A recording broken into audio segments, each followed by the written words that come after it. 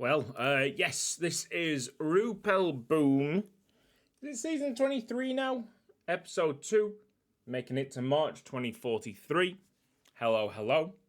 It is the first leg of the Champions League knockout rounds. We were drawn against Chelsea, which is quite a difficult draw. But in the away leg, we have beaten them by 2-1. Janovic scored against the former club. Awesome. Well done, him. Now we have the home leg. Should be okay enough. Shouldn't cause that much of an issue. However, there's also just a chance that it might be a stumbling block. Man City have got knocked out already in this competition, which makes me believe. They got knocked out by Real Madrid. Josh Sharp and Wootner scoring for them. So good on them. But it might mean that Real Madrid are a decent side this year. I still think the main challenge is going to come from Paris Saint-Germain. Right then, let's get into the transfers. Transfers. And sort it out by date, because that is the easiest way to do it. A ton of loans, my goodness. What have we got? 60 million. Frogner went for 60 million. I think this was a straight 60 million as well. No clauses attached. It was just right time to move on Frogner. We had players coming in that were of the same level. Mikhailov, 4 or 5 years younger, moving to Inter Milan for 2.5 million. Zukic goes for 18 million to Tottenham. Looked like a very promising player at one point, but just didn't make the mark that we anticipated at first. And the youngster, the youth intake player Lars Clay, has moved to, I think, Saudi Arabia? Yep. Yes. He's moved to Saudi Arabia to play his profession. It was 10.5 moving up to 14.25 if he is good there. Incoming from January, we had a load of players already signed up. Javier Casanova, looking all right. I'm pretty sure he's maximum potential. One thing I do need to point out with this face pack, I think it's fantastic, but the teeth. Sometimes the teeth, they're not that brilliant. But I'm sure in further updates they'll fix that. Leandro Barbero? He comes in 4.5 star. So that is 9.25, 4.3. This guy is 800k. I'm pretty sure he's a maximum potential centre-back. Scott McKellar could be a really nice piece of business from Rangers. £60 million centre-back. Maximum potential. Koyame's a bust. But he has gone up. He has gone up slightly in potential. At one point, it was only 3 stars. I was like, oh boy, that's the worst signing that we've ever made. 23.5 million. He might still turn out to be the worst signing that we've ever made. Chaib is back after that pre-contract howler with Bayern Munich, and he's the same star rating as Frogner. And the whole idea was to get him in, move him into the first team, and get Frogner out. That's exactly what we did. I love Frogner, but he was 25. He was 4 years older. He was not growing. He'd found his ceiling. This guy could grow a little bit. He's good in the air, and slightly worse off in speed. Slightly worse off. But that's all right, because we've also got, if you remember from earlier, Francis Obogo, who's really rapid. So, and he's developing nicely. He's maximum potential. He's 4 stars as well. So, 2 people that can use, can fit in that position, but do it very differently. Enzo Kwasi. People questioning this guy because, if you go on to his information, Suriname.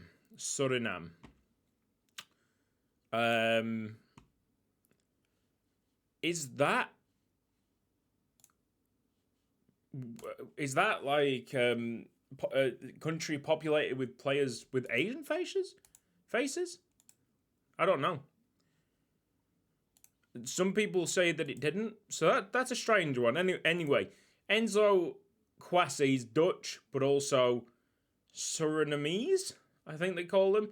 And well, he's looking good. Potential's great, either foot as well, so he could probably train to be a right back as well. But let's just see how he develops first. See if his defending goes up or more his vision and attacking. Because if vision and attacking go up, then we just try and find out if he can play winger. Really, that's it. That was £30 million. And then we've got the Ivorian goalkeeper Boubacar Okubi coming in from Lyon. Overall, quite happy with what we'd signed up, and we'd achieved exactly what we needed to. And I think we go into Gangbo. If we go into here, we might be able to see another player that we're after, or is it in the transfers? We are after someone else. There he is.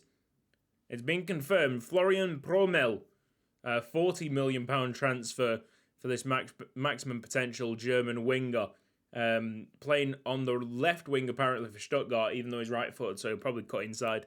We'll do exactly like we did with Ebersbach, training him to be playing on that right-hand side. And it'll just be the Ebersbach understudy. Talking about Ebersbach, actually, let's go to the world of football because things have changed. Things have very much changed. The Ballon d'Or winner is not yet held out for the first time in absolutely ages. It is Klaus Ebersbach. Average rating was solid, and I think that's what's given it to him because Yale Doubts put up some ridiculous numbers, like he always does, and had a stormer in the Champions League final. I thought he was an absolute cert to win it this year. If he'd won it every other year, I thought it'd be a cert. But no, Ebersbach must have been brilliant in them games that he actually played. And with that all being said, I think you've caught up. Let me just check one more time. Let's have a look at the finance as well. 130 million. Transfer history. Yep, all caught up there. Showing the loans. A lot of loans coming in. Okay. I have no reason to change that team. I really want Zakawani to be natural at right back soon enough. Let's kick this off and let me charge this little thing. There we go. I might not have shown you last episode, but we do have new kits. Tell me what you think. Maybe. It was nice. I tell you what, it was nice just going to that club info screen and seeing Champions Leagues 5. 5 Champions Leagues. It is, I believe, one less than what we'd achieved at Hradec Kralov. So that's just awesome in itself. Luan Cesar, Janovic, and Jurgensen all connecting there, like an old Rupel Boom flashback. But we've won and we're breaking at pace with Verhoek. Ball, Doubts, onside, goal! It is Yael Doubts. It always is. It always is. I'm at one hand, I would like to have got some money for him, because he has been such a brilliant player. But on the other hand, I'm so glad that I've got him at his peak now, and we get to enjoy the finest years of Yael Doubts. Tight offside, my arse. Come on, it's a good ball by Verhoek. And the lads need some praise. Immediately we strike. That's what we like to see. Because it's not been plain sailing in the league. Yes, there's been a lot of wins, and I believe we are comfortable in the league now. But at one stage, I swear, Bruges were like 6 points ahead, and I was like, hang on, there could be actually a title fight here. Go on, Ebersbach, why? Oi, on the way. Champions League number 6. That's 7. I'm pointing up 7 there. That thumb was not meant to be there. Champions League number 6. Can we do it? To make it a back-to-back. 2 shots to 1 target. Love to see that kind of lethalness from the forward 4. And Ebersbach showing how good he is as well.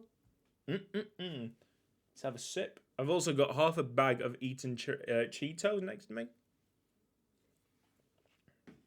Absolutely delighted by that situation. Chelsea not even in this game yet. Come on! Make it a tie! They're not playing wide. I think we've got them all over the place. I don't know what they're doing in terms of formation. But that is not suited at all. Like, you've got Ebersbach going against just the one player. That's never going to end well. You need two marking Kayer and Ebersbach. We're all over them. Well done, guys. Janovic tries to take it out for Chelsea. Goes around the referee who wanted to play. Oh, what a save, Restrepo!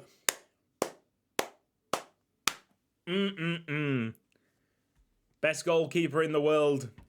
Because that's what we needed. We looked at like the best centre-back we had in the world. The best striker we had. Maybe the best midfielder. That's up for debate. I think there's better midfielders in the world than what we've got. And then we were like, oh, best winger as well. Don't forget best winger. An overall best player in the world, of course. And then we were like, yes, let's add the best goalkeeper in the world as well. Somehow found him from the back horse of fucking nowhere. Let's go, Ebersbach. Eat it! Oh, was that Plodge?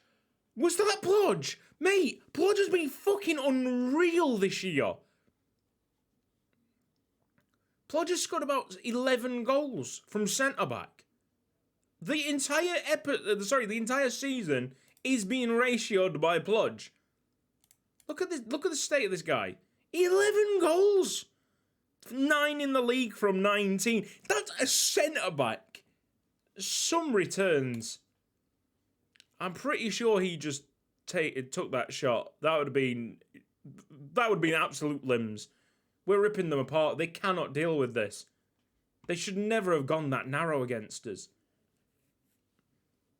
I mean, the absolute disrespect that they're giving Ebersbach, by the way. Oh, no, don't worry, lads. It's only the Ballon d'Or winner.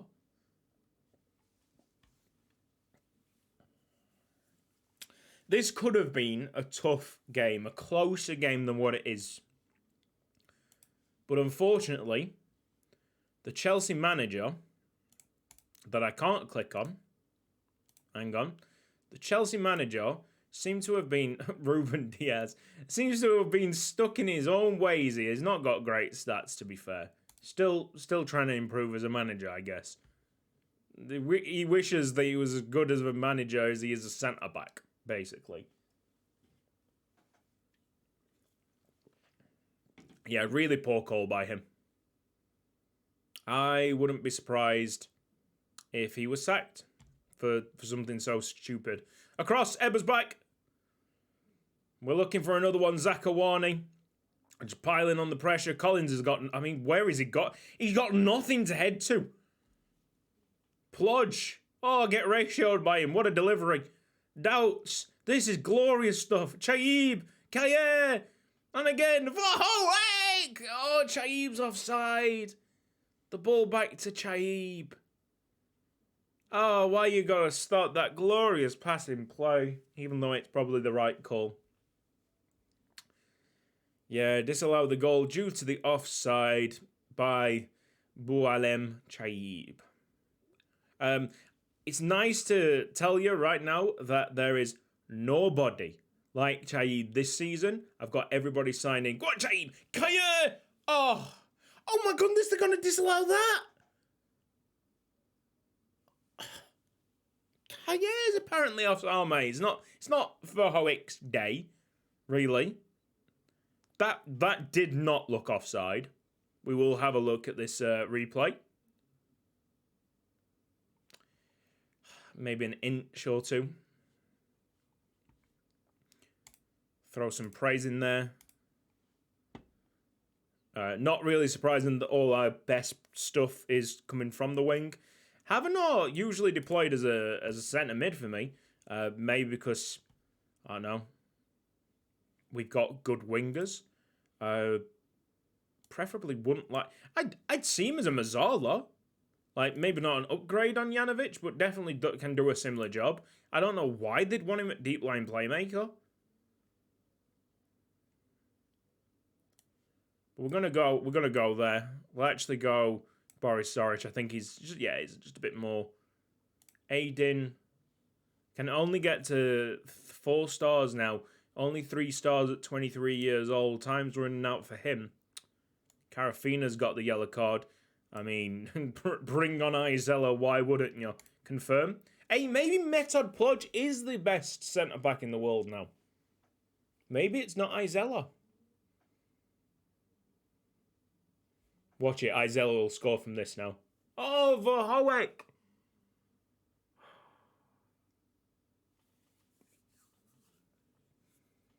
Swap Ebersbach. To be fair, Klaus Ebersbach having a suspension for the next round doesn't... I don't fear that much, because I'd rather have him suspended now than a bit later. I don't know when the cut-off point is in the Champions League, you see. I know that things get wiped away after the final now. Sorry, before the final. Maybe semi-final stage. But I don't want him missing a semi-final, you see. I thought it was terribly rough when people would get suspended for the final after having a really, really solid campaign, like your Roy Keane in '99. I would be absolutely devastated as a player, devastated. And that amazing picture of or pictures of Gascoigne when he was it Italia '90? Them pictures. This is well before my birthday, so I was born in '92. I think it was '90 when he's crying because he knows that he's gonna get suspended for the final if England get there. That's so rough, isn't it? There you go. Nice and easy. Quick second half as well, so I can crack on with this season. Hoping to get this season finished tonight. I've just seen Club Brugge get knocked out by Manchester United. Up the Red Devils and all that jazz. We've got the draw to come, so I'll just hang on and let you guys... Oh, did I just see one of our youngsters replace Skoglund in the Norway side? That is terribly funny. Sandal's not going to make it here. I think he's getting transferred. Joining Chelsea. Never going to make the Chelsea first team. Sorry, mate. I'd be surprised if he made that Chelsea first team. But Skoglund got injured. Skoglund really didn't... I had so high hopes with Skoglund and it just never materialised. Quarterfinals, semi-finals. Let's see it then. What we got for the quarters. A lot of good names. I would take... Well, not Inter Milan. We got Bayern Munich. Oh, that's tasty. Okay, Man United. Right then. It's going to be a toughie. They are quite a tricky team. But also something that we should be able to take on. Yeah, I mean, Jamie Banks is their key player. That's their key player right there. Decent enough, but definitely not at the standards of what we're talking about here in Rupel Boom. Let's have a look at the semis. If we can get through Manchester United, what would the potential draw be in the semi-finals? And it would be either Barcelona or Real Madrid. So that's a very difficult semi-final. Like I said, I'd be happy for people to be suspended in the quarters. I wouldn't be happy for people to be suspended in the semis. Okay. A very difficult tie there in the semi-finals. Hopefully. We're on a different side to like PSG. At this point, I would say it's PSG Rupel Boom final. Just by the sides, but obviously a lot of things can happen. Hopefully someone on that side can knock out PSG. The exact same as the PSG fans hoping someone would knock out us on the other side. Alright, I'm going to save it up. Just saving up every single moment now. And we'll see you in the next episode. Bye-bye.